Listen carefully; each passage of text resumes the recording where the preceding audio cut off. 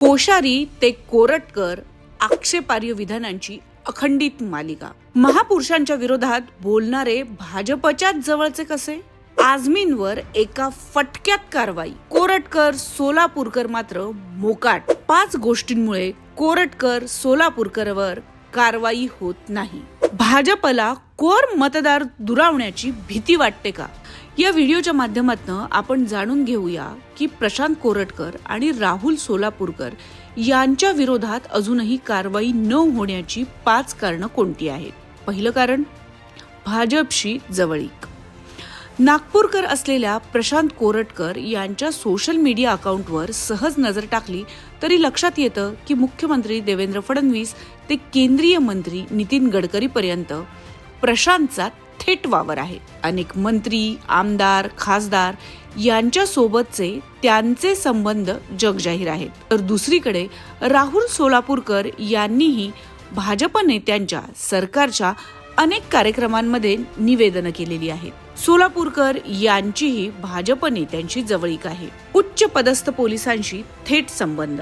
प्रशांत कोरटकर यांचे अनेक IPS अधिकाऱ्यांसोबत जवळचे संबंध आहेत. कोरटकरांच्या सोशल मीडियावरील टाइमलाईन पाहिल्यानंतर प्रश्न पडतो की इतके वरिष्ठ पोलीस अधिकारी जर कोरटकरांच्या संपर्कात असतील तर त्यांच्या विरोधात कारवाई तरी करणार कोण? महायुतीतील मित्र पक्षातही उठबस.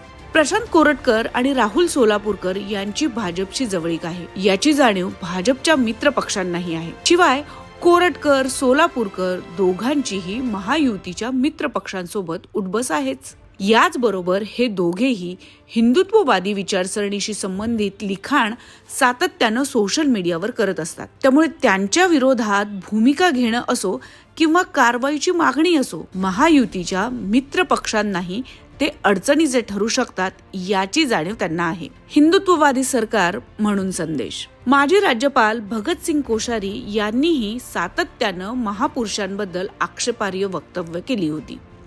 मात्र त्यांच्या विरोधात कारवाई करण्याचं धाडस तात्कालिक सरकारने दाखवलं नव्हतं. त्यानंतर संभाजी भिडेंपासून ते कोरटकरांपर्यंत अनेकांनी वादग्रस्त वक्तव्य केली.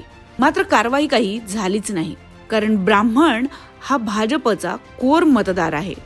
शिवाय हिंदुत्ववादी विचारसरणीच्या कार्यकर्त्यांच्या विरोधात कारवाई करायची नाही हा संदेश कारवाई न करण्याच्या कृतीतून कदाचित सरकारला द्यायचा असेल. म्हणूनच कोरटकर, सोलापूरकर यांच्यावर कारवाई होत नसावी. मुख्य मुद्द्यांपासून लक्ष वळवणे.